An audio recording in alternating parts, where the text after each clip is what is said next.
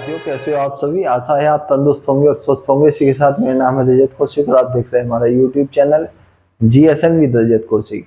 GSN with Rajat Kaushik YouTube channel पर हमने एक प्लेलिस्ट चलाई हुई है जिसका नाम भारतीय संविधान सीरीज है। इसके अंतर्गत हम भारतीय संविधान से संबंधित महत्वपूर्ण तथ्यों को आपके सामने रखते हैं और साथ ही हमारा उद्देश्य होता है कि इनमें वो बातें कही जाए जो आपके कम्पिटिटिव एग्जाम के पर्पज से महत्वपूर्ण हो, ताकि जितने भी हमारे साथीगण हमारी तरह कम्पिटिटिव एग्जाम की तैयारी कर रहे हैं उनके ज्ञान में वृद्धि हो तथा वे एक उत्तम अंकों और अच्छे अंकों के साथ अपनी परीक्षा में उत्तीर्ण हो। देर न करते हुए वीडियो की ओर चलते हैं, पर वीडियो शुरू करने से पहले एक छोटा सा आग्रह, अगर आप हमारे चैनल पर नए हो तो हमें सब्सक्राइब अवश्य करें और बेल आइकन को अवश्य दबाएं ताकि नोटिफिकेशन के माध्यम से हमारे द्वारा दी गई जानकारियां आप तक समय से पहुंच जाए। और साथ ही हमारे ज्ञान में वृद्धि करने के लिए और हमारा मनोबल बढ़ाए रखने के लिए आप हमारे चैनल को अधिक से अधिक मात्रा में शेयर करें, वीडियो को शेयर करें, ताकि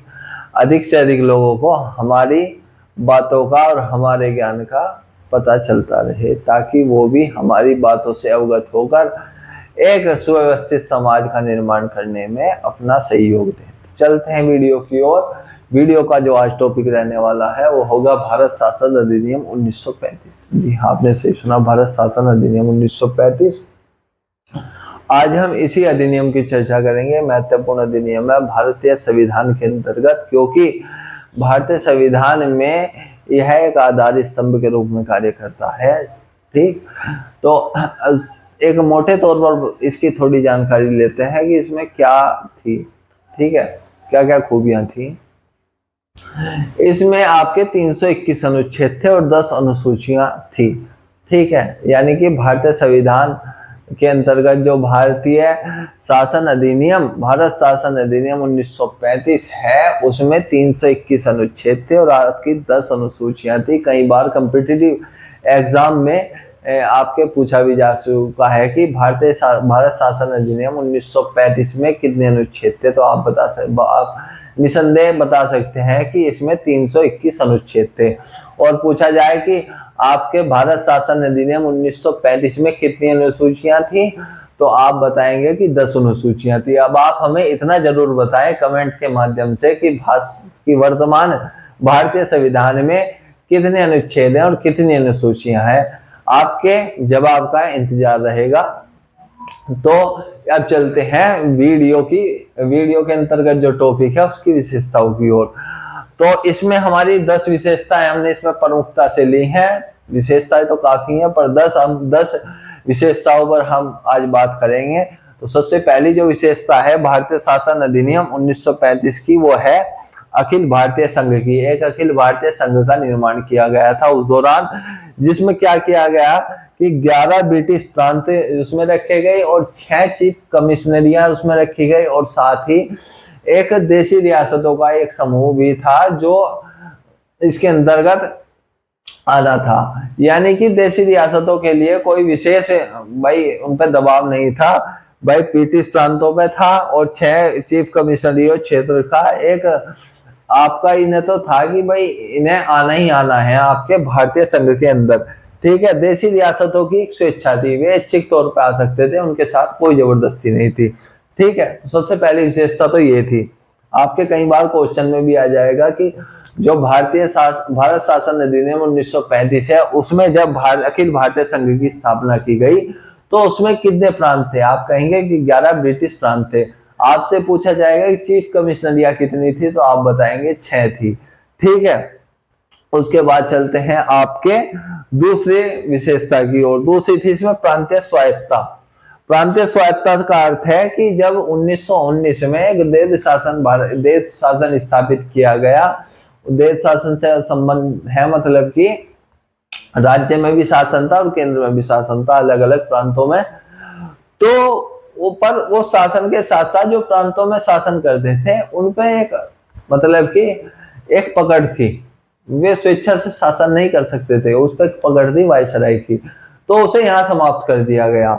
समाप्त करने के साथ ही कहा गया कि अब प्रांतों में कोई द्वैध शासन नहीं, अब भारत में कोई द्वैध शासन नहीं होगा, ठीक है।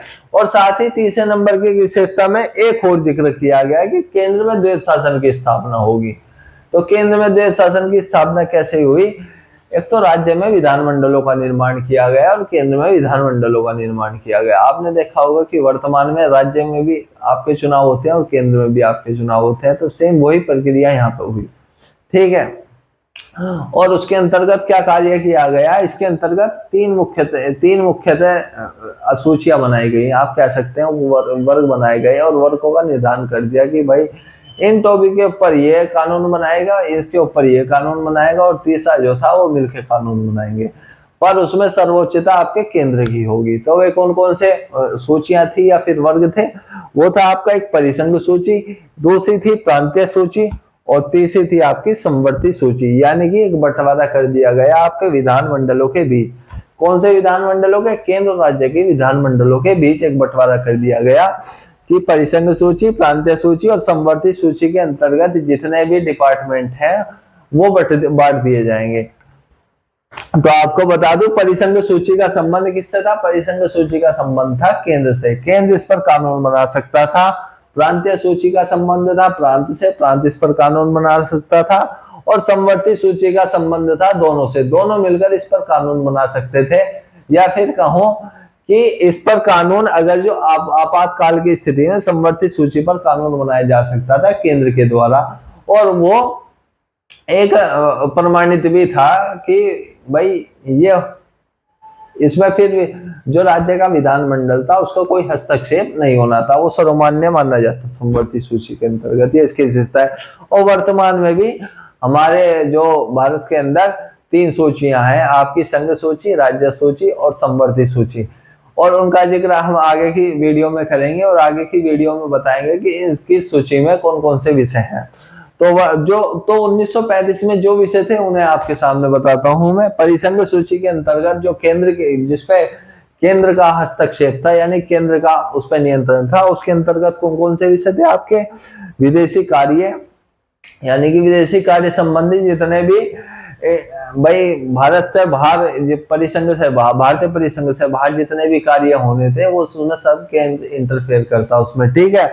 उसके बाद करेंसी, लेन देन, नोट, मुद्रा वगैरह, सोना चांदी जितना भी है उस पर केंद्र का अधिकार था, उस पर वो कानून बना सकता था और उस पर वो अपना निर्णय ले सकता था, ठीक है। उसके बाद सेना, सेना में तीनों, वायु सेना, थल सेना और नौसेना, इन तीनों पर कानून बनाने का अधिकार या नियंत्रण करने का अधिकार परिसंघ सूची के अनुसार केंद्र का था। तो इसमें फिर उसके बाद क्या? जनगणना, भारत के अंतर्गत जनगणना का जो दायित्व था वो केंद्र का था, ठीक है। उसके बाद आते हैं प्रांतीय सूची पर। प्रांतीय सूची में क्या क्या रखा गया? आपका पुलिस प्रशासन प्रांतीय सूची में रखा गया और प्रांतीय लोक सेवा, यानी कि प्रांत के अंतर्गत जितने भी डिपार्टमेंट थे उनमें जो उनके नियम कायदे थे वो सब आपके प्रांतीय सूची के अंतर्गत आपके राज्य के विधानमंडल या कह सकते हैं प्रांत के विधानमंडल को, प्रांत के विधानमंडल का उस पर नियंत्रण था। उसके साथ ही शिक्षा पर प्रांतीय विधानमंडल का नियंत्रण था, ठीक है। अब चलते हैं समवर्ती सूची की ओर। समवर्ती सूची में क्या क्या रखा गया? आपका दंड विधि प्रक्रिया इसमें रखी गई और साथ ही सिविल प्रक्रिया इसमें रखी गई। विवाह और विवाह विच्छेद समवर्ती सूची के अंतर्गत रखे गए, ठीक है। अब मैं बता दिया आपको, परिसंघ सूची में केंद्र विधान बनावेगा, प्रांतीय सूची में प्रांत विधान बनावेगा और समवर्ती सूची में दोनों मिलकर बना सकते थे। और साथ ही एक और बता दूं, प्रांतीय सूची के अंतर्गत यह निर्णय था कि अगर जो किसी उसमें आपातकाल लगता है प्रांत में, तो फिर यह परिसंघ सूची के अनुसार ही नियम बना के यहाँ पे क्या नाम उसका निगमन कर सकता था, यानी कि उसके अनुसार कार्य करा सकता था केंद्र, ठीक है। तो ये आपका तीसरा पॉइंट हो गया। तो अब चलते हैं चौथे पॉइंट की ओर। चौथे में क्या गया? चौथी विशेषता थी एक संघीय न्यायपालिका की व्यवस्था की गई, एक संघीय न्यायालय की स्थापना की गई। तो उसके अंतर्गत क्या निर्णय लिया गया कि एक तो आपका होगा न्यायाधीश और दो होंगे मुख्य न्यायाधीश। यह भारतीय संघ के अनुसार, यानी कि भारतीय संघ के अनुसार कार्य करेंगे, परंतु प्रांतों में और जितने भी देशी रियासतें होंगी उन पर भी यह कानून, इनके कानून लागू होंगे और इनका वर्चस्व रहेगा। ठीक है, किनका? केंद्रीय संघीय न्यायालय का। और संघीय न्यायालय के साथ ही जो अंतिम अधिकार दिया गया वो दिया गया आपके लंदन में प्रिवी काउंसिल को। लंदन में स्थापित प्रिवी काउंसिल को अंतिम निर्णय लेने का अधिकार दिया गया। यानी कि भारत के अंदर संघीय न्यायालय की स्थापना हुई, उससे भी बड़ा पद एक आपका दे दिया गया आपके लंदन में स्थित प्रिवी काउंसिल को। उसका निर्णय अंतिम निर्णय माना गया। जैसे कि आज वर्तमान में देखते हो आपका सत्र न्यायालय, जिला न्यायालय, फिर आपका फिर हाई कोर्ट आपका, फिर उसके बाद लास्ट में सुप्रीम कोर्ट है भारत के अंदर। तो यहाँ पे जो लास्ट का कोर्ट था वो आपका प्रिवी काउंसिल लंदन था। ठीक है, उसके बाद चलते हैं आपके पांचवें विशेषता की ओर। इसमें विशेषता, पांचवी विशेषता इतनी खास नहीं है, क्योंकि मैं बता दें तो पहले से ही विशेष तौर पर ब्रिटिश संसद इसमें सर्वोच्चता हासिल करती थी। तो ऐसा इसमें कहा गया कि ब्रिटिश संसद की यहाँ पर सर्वोच्चता रहेगी। यानी कि जितने भी आपके परिसंघ सूची, प्रांतीय सूची और संवर्ती सूची में जितने भी विधान या कानून बनाए जाएंगे उनमें जो सर्वोच्चता रहेगी वो आपके ब्रिटिश संसद की रहेगी। यानी कि वो किसी भी समय भंग कर सकती थी उन कानून को, और साथ ही वो इस पर दोबारा कानून बना सकती है। जैसे यहाँ पे अंतिम निर्णय आपका प्रिवी काउंसिल लंदन को दिया गया, ऐसे ही यहाँ पे अंतिम जो मुख्यतः शक्ति दी गई आपकी वो ब्रिटिश संसद को दी गई। तो ब्रिटिश संसद का मैंने कई बार जिक्र किया, तो आप मुझे बताएं कि ब्रिटिश संसद को किस नाम से पुकारा जाता है। ठीक है, तो कमेंट में सब कमेंट करेंगे कि ब्रिटिश संसद को किस नाम से जाना जाता है। अब चलते हैं छठी विशेषता की ओर। इसमें क्या किया कि भारत परिषद का अंत कर दिया गया। आपने देखा होगा भारत परिषद के अंतर्गत कई सारे निर्णय लिए गए थे। भारत परिषद अधिनियम कई हैं, 1909 भी है। तो अधिनियम तो नहीं समाप्त किए, पर ये आपका कह सकते हैं भारत परिषद का अंत कर दिया गया। यानी कि काउंसिल जो थी, मैं आपका कैसे कहें, कार्यकारी परिषद, उसे समाप्त कर दिया गया इस अधिनियम के द्वारा, भारत शासन अधिनियम 1935 के द्वारा। सातवां इन्होंने काम किया सांप्रदायिक निर्वाचन पद्धति का विस्तार। ये तो करते आए थे, 1909 में इन्होंने शुरुआत कर दी थी, 1919 में थोड़ा विस्तार करा जातियों के रूप में। अब इन्होंने क्या विस्तार कर दिया, अब इन्होंने विस्तार ले दिया था कि जितने भी निचले तबके के थे उनके लिए, और साथ ही महिलाओं के लिए और मजदूरों के लिए पृथक निर्वाचन का अधिकार दे दिया था।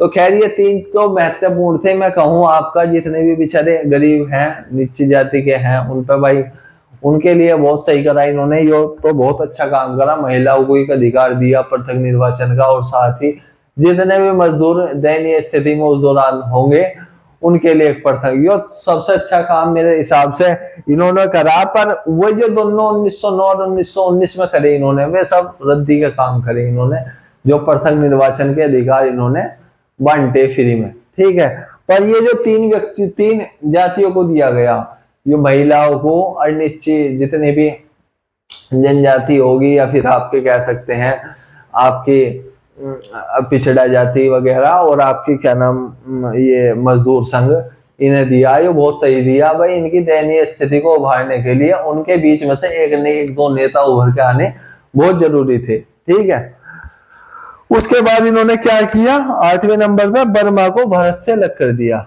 ठीक है, आपको पता ही होगा कि बर्मा को भारत से कब अलग किया गया, और आशा है आप कमेंट में हमें बताएंगे कि बर्मा को भारत से कब अलग किया गया। ठीक है, और साथ ही साथ ही इसके साथ मैं बता दूं और क्या क्या कार्य किए गए।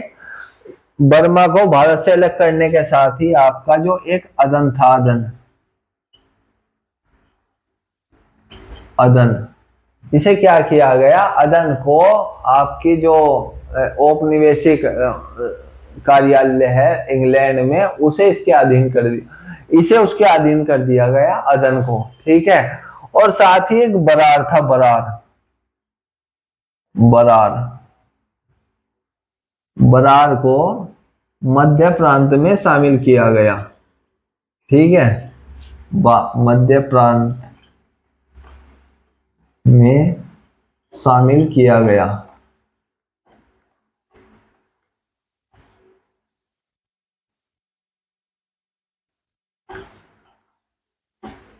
किसे? बरार को। बरार आपको बता दूं हैदराबाद का जो निजाम था उसने अंग्रेजों को दिया था। अब तो फिर अंग्रेजों ने उसे मध्य प्रांत में शामिल कर लिया था। किस अधिनियम के द्वारा?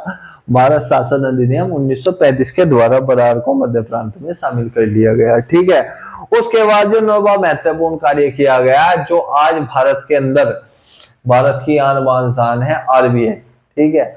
आरबीआई का निर्माण किया गया, यानी कि आरबीआई की स्थापना की गई। RBI reserve bank of India. ठीक है। भारतीय रिजर्व बैंक की स्थापना की गई और यह हिल्टन यंग आयोग था, ये उसके अनुशंसा पर की गई थी। 1934 का जो आयोग था और साथ ही 1934 था शायद, हाँ ऐसा याद आ रहा, नाम याद है मेरे, हिल्टन यंग आयोग, ये पढ़ा था मैंने। तो उसकी अनुशंसा पर आरबीआई की स्थापना की गई और आरबीआई की स्थापना आपकी की गई थी 1 अप्रैल 1935 को। 1 अप्रैल 1935 को आपके आरबीआई की स्थापना की कर दी गई थी, यानी कि आरबीआई ने परिचालन अपना शुरू कर दिया था। कौन सी तिथि को? 1 अप्रैल 1935 को। आपके क्वेश्चन में पूछा, आपके कॉम्पिटिटिव एग्जाम में जरूर पूछा जाएगा कि आरबीआई की स्थापना कब की गई, तो आप निसंदेह कहें कि 1 अप्रैल 1935 को आरबीआई की स्थापना की गई, या फिर कह सकते हैं आरबीआई ने परिचालन शुरू कर दिया था। ठीक है, कार्य करना शुरू कर दिया था। उसके बाद जो 10वां महत्वपूर्ण कार्य किया गया, उसमें किया गया जो मतदान था, मतदान के अधिकार और अधिक बढ़ाए गए। ठीक है, यानी कि अब जाके 1935 में 1900 भाई क्या नाम महिलाओं को इन्होंने 1919 में दिया था मतदान का अधिकार। अब जाकर 1935 में इन्होंने क्या करा कि इसका दायरा और बढ़ा दिया गया, और दायरा बढ़ा के क्या हुआ कि अब भारत में जो 10% जनसंख्या थी, भाई आज के हिसाब से देखोगे तो बहुत कुछ नहीं बैठती। तो उस दौरान तो भाई किसी को मतदान का अधिकार नहीं था, पर इतनी 10% जनसंख्या को इन्होंने मतदान का अधिकार दे दिया था 1935 के अधिनियम द्वारा। ठीक है, तो 10 महत्वपूर्ण मुद्दों पर या फिर कह सकते हैं विशेषता आज हमने आपके साथ साझा की भारत शासन अधिनियम 1935 की। इसमें से काफी क्वेश्चन आपके कॉम्पिटिटिव एग्जाम में पूछे जाएंगे कि इसमें कितने अनुच्छेद थे, कितनी अनुसूचियां थी, आप बता सकते हैं। निसंदेह आपको पता ही है, अभी मैंने बताया। इसमें पूछा जाएगा कि अखिल भारतीय संघ में कितने प्रांत थे, कितनी कमिश्नरियां थी। आपसे पूछा जा सकता है कि इसमें किस अधिनियम के द्वारा से देश शासन को, किस अधिनियम के द्वारा लागू हुआ देश शासन को समाप्त कर दिया गया था। आपसे पूछा जा सकता है कि इसमें सूचों का निर्माण कैसे हुआ। आपसे पूछा जा सकता है कि संघीय न्यायपालिका यानी कि जो भारतीय संघ न्यायालय था उससे ऊपर किस स्थान दिया गया। आप कह सकते हैं प्रिवी काउंसिल लंदन को। आपसे पूछा जा सकता है कि सांप्रदायिक निर्वाचन पद्धति का विस्तार करते हुए आपके मजदूर और महिलाएं और पिछड़ी जातियों को कहां पर प्रथम निर्वाचन का अधिकार दिया गया, तो आप कह देंगे 1935 भारत शासन अधिनियम के द्वारा। ठीक है, आपसे पूछ लिया जाएगा कि बर्मा को भारत से किस अधिनियम के द्वारा अलग किया गया। आप कह सकते हैं कि 1935 अधिनियम के द्वारा अलग किया गया। आपसे पूछ लेंगे कि बरार को मध्य प्रांत में किस अधिनियम के द्वारा जोड़ा गया, तो आप निसंदेह कहेंगे कि 1935 अधिनियम के द्वारा जोड़ा गया। आपसे पूछ लेंगे कि आरबीआई की स्थापना कब की गई, तो आप निसंदेह बताएंगे कि 1935 अधिनियम के द्वारा आरबीआई की स्थापना की गई थी और उसकी तारीख थी 1 अप्रैल 1935। ठीक है, आपसे पूछा जा सकता है कि देश की संपूर्ण आबादी की 10% जनसंख्या को कब मताधिकार का कब मत देने का अधिकार प्राप्त हुआ, तो आप कह सकते हैं कि भारत शासन अधिनियम 1935 के द्वारा भारत संघ के 10% जनसंख्या को मत देने का अधिकार प्राप्त हुआ। ठीक है, तो कई सारे क्वेश्चन इसमें से निकल के आएंगे। इसके बाद आपका एक अनुच्छेद रह जाता है भारत स्वतंत्रता अधिनियम 1947, उसकी चर्चा इससे अगली वीडियो में करेंगे और उसके बाद आपकी शुरू हो जाएगी संविधान सभा का गठन होना और उससे फिर आगे चलेंगे। ठीक है, एक पड़ाव होगा आपका भारत स्वतंत्रता अधिनियम 1947। उसके बाद अलग दौर आएगा जब भारत के लोग अपनी मर्जी से भारत की संसद के अंतर्गत भारत की संसद का ध्यान करते हुए और अपने नियम कायदों के साथ अच्छे से एक सुयोग्य संविधान का निर्माण करेंगे। उसकी एक वीडियो जो बीच में वीडियो आएगी कल को आपका भारत स्वतंत्रता अधिनियम 1947 उसके बाद से शुरू हो जाएगी। ठीक है, संविधान सभा के गठन से स्टार्ट होगी उसकी वीडियो। तो आई होप आपको वीडियो अच्छी लगी होगी और हेल्पफुल लगी होगी कि आपके ज्ञान में वृद्धि हुई इस वीडियो के माध्यम से। और आशा है कि इनमें बताए हुए जितने भी क्वेश्चन हैं आपके कॉम्पिटिटिव एग्जाम में आए होंगे, आते हैं और आएंगे। ठीक है, तो यह वीडियो आपके लिए हेल्पफुल रहेगी। इसे बार बार देखें, इसे अपने दोस्तों को दिखाएं और उनके ज्ञान में भी वृद्धि करें। इसी के साथ लेते हैं आपसे विदा और मिलेंगे अगली वीडियो में। जय हिंद, जय भारत, वंदे मातरम।